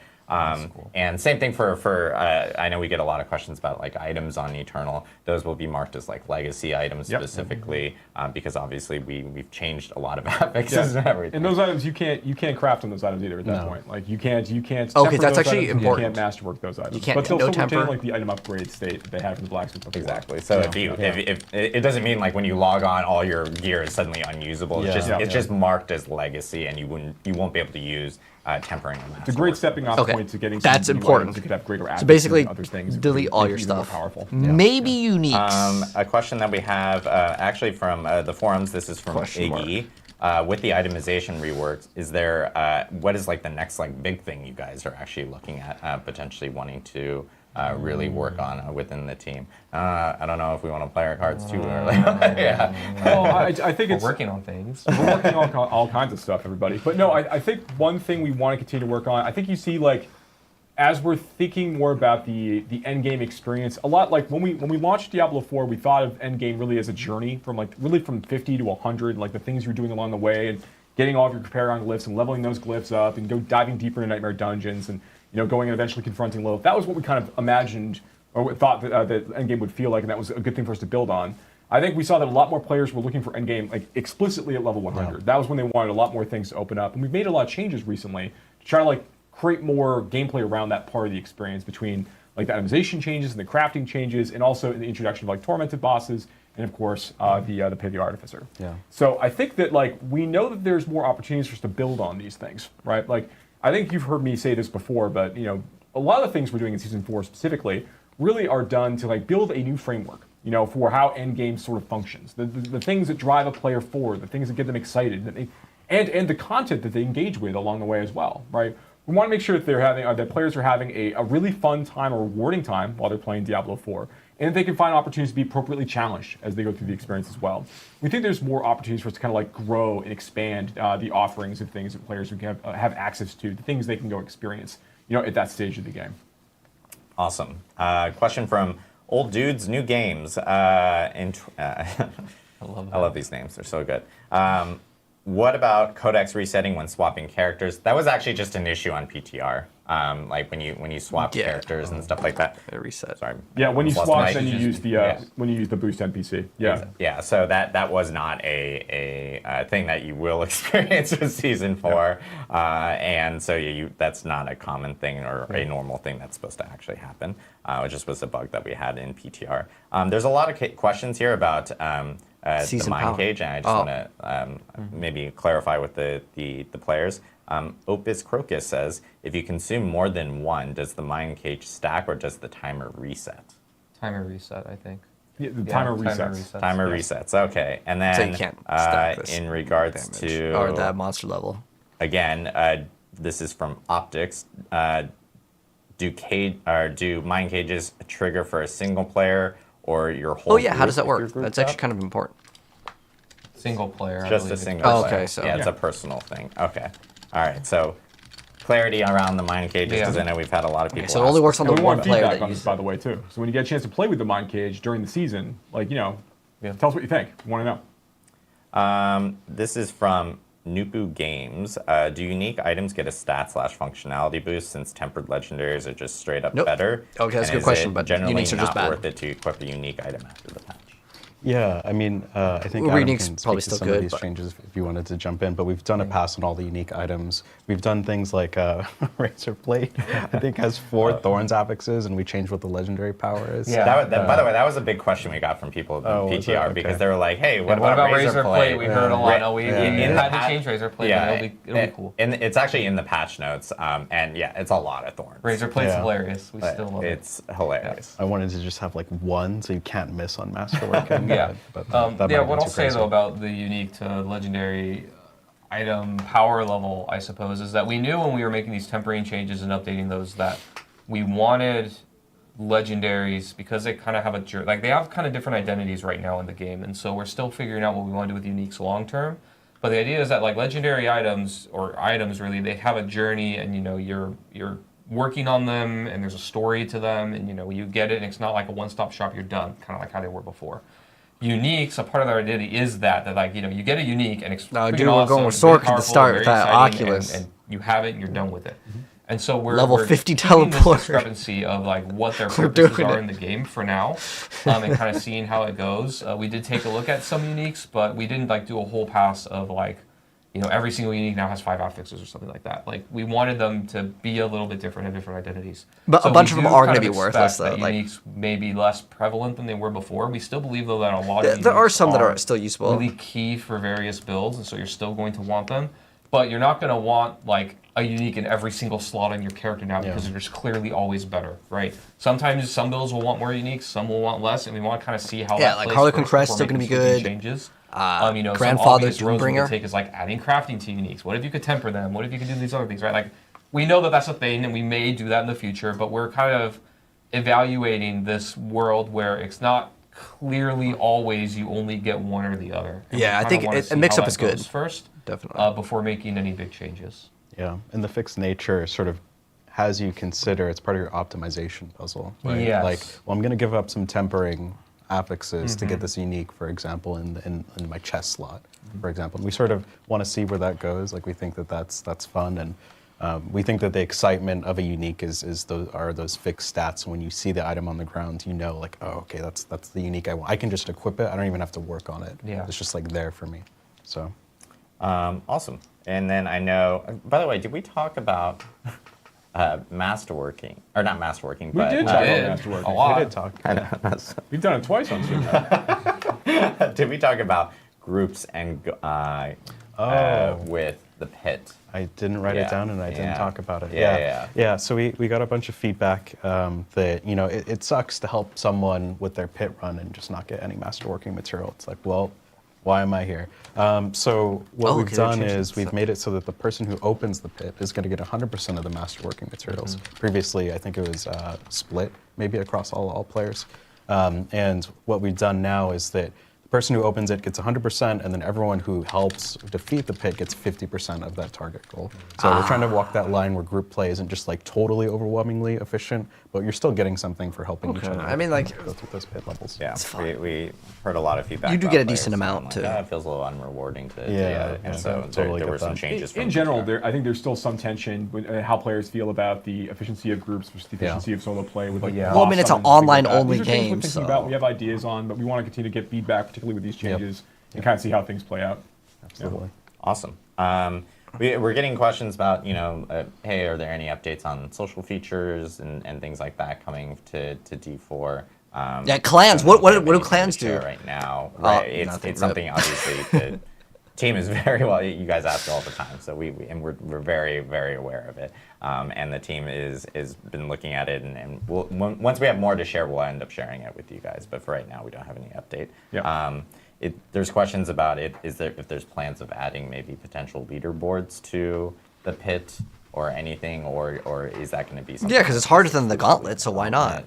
I Cool, think the but- idea of adding leaderboards to other types of content over time makes sense. Could be pretty fun, But right now, I really want to see how the pit plays on its own. The trials feature and challenge ladder, like we really want that to be a place where players can, or the Gauntlet rather, it's a place where we really want players to be able to like go and compete in a very fixed environment, a very like extremely fair environment, which is like what we really prioritize as part of the release. The pit is pretty variable, run to run, so that makes it a little more complicated. It doesn't mean that we would never add it. I think that there's a clear indicator that it'd be pretty fun to have this slightly looser leaderboard associated with a feature like this. Yeah. But we're going to see how things play out, and we'll be thinking about how we can add more competitive features like that to the game over time. Question from Elro here. I didn't pronounce that right, but when Elro here, I think that is actually. Yeah. Nailed it. It's like an elven name right now. Since not everyone actually experienced PTR, because PTR itself was on PC Battle.net, but they were asking when tempering, can you keep previous roles? Can you keep previous roles? Like the enchanting system. Oh, I see. Yeah. Currently, right now, we don't have the functionality to let you keep the roll. Right now, if you're going to commit to re-rolling, you're going to lose that You're previous committing one. to re-rolling. Yeah, it's sort of like the blacksmith is hammering on that item and unlocking different aspects of the weapon. You sort of lose what you previously had. But we're open to feedback, right? It's a completely new feature. Really want to hear how it's playing. No, I think it would ultimately be what we want is a too fun much for them to crafting feature. reprogram So, in a short amount of time. So that sort of feedback. I'd is say it's really probably not happening. We'll take two more. Would be and nice, one though. is from Matt LOL. Is tempering going to allow changes for the skills, the skill type, like maybe lightning hydras or maybe that'd be changes cool. to Blizzard where it's a rain of fire or something like that? They're basically just asking for Diablo Honestly, 3 anything an runes. Apex can do. Yeah. Is open season of things we could potentially do in the future. That's cool. Yeah. Not in season 4, but possibly in the future. I'm just most Awesome. disappointed about like And the season this is power actually just not from, even There's existing. a lot of space to grow. It's crazy. Utility is a category that we can Yeah, do. There's a we lot of need to space hit to do some utility. interesting things potentially. Yeah. Yeah. There's a lot of questions in here about like additional character customization options and stuff like that coming in the future. It is like something the team is always looking at, adding additional things for players to have more choice of what they want to do, especially as they're creating characters, and of course being able to obtain those, like even just some things in season 4 of being able to get additional, cosmetic things for your mount and everything like that is something that the team is most definitely looking at. Yeah, we care about this a great deal. I think one thing that's very interesting about Diablo 4, or a problem that we have that's very specific, right, is there are actually quite a few cosmetics for players to earn out on bosses and things, like throughout the game. Like there's lots of things for players to collect cosmetically in the game. But it's really hard to know that drops off that thing in Diablo 4. Like you can go and you could fight a world boss 50 times and not have a drop occur for you, right? Like then eventually you get your special horse. You're like, oh, okay, it is here, but you have no idea. It's kind of like it's harder to know exactly where to grind. We're actually talking about that a bit on the dev side. See if like there's more ways we can kind of like make it clear where certain things can be found, which I think could be really just fun. go to different But I websites, think there's Cap. work we can do there, and also there's still work we can do about just trying to get more cool looks into the game.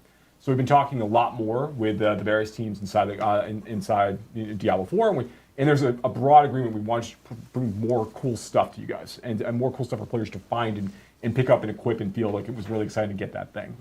One thing we're doing like already is we're like as we develop more uniques, we're trying to make sure that we have like more unique appearances to go with all of them. We have like a lot of really fun ideas. We have to constantly like wrestle with like all right we only have like this X many swords, but like we have like this many ideas for swords, and we want to like try to get this in the game. We want to wait till we have the artwork for a sword. We usually try to make sure that we've got a fun toy to immediately give you, but we're going to make sure we're trying to get more of that stuff in game as well. So there's just even more artwork to the unique system for players to collect. Awesome.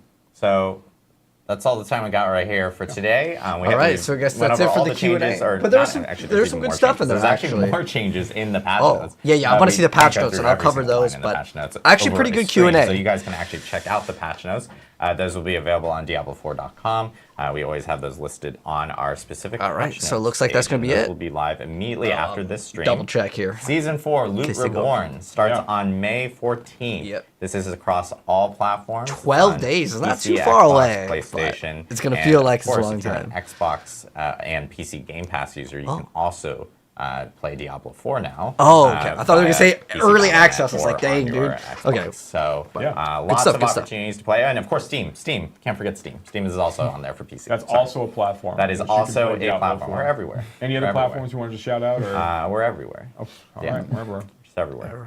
But again, thanks to everyone for tuning in. We're looking forward to you guys jumping into Season 4 Loot Reborn. Yeah, we'll see you guys in game. And thanks again. Yeah. Thank you guys. All right. Pretty good Q&A. Anyways, that's going to go wrap up things. Let me know what you think of the Q&A or the whole season after, as this is the final video I'm uploading here for today for at least the live stream. I'm still going to be dropping a lot more very soon. But I still think that there needs to be some sort of seasonal power, not just getting the aspects, because you're going to get those regardless, right? Like if anyone is an actual grinder, a min-max, you're going to get the aspects anyways. That doesn't matter. But everything is looking pretty good. Like, there's not really a change where I'm like, oh, this is terrible for the most part. Everything is pretty good.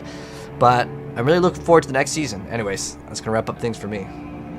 But going back to your question, Lycan, I'm 100% playing Sorceress first. I probably won't even play Necro. The only reason... who is it? Oh. A macro is going to get... Let's go the raid. to a build. What is he doing, though? Let's see, what is he doing? Light. I don't know. Is this okay? There we go.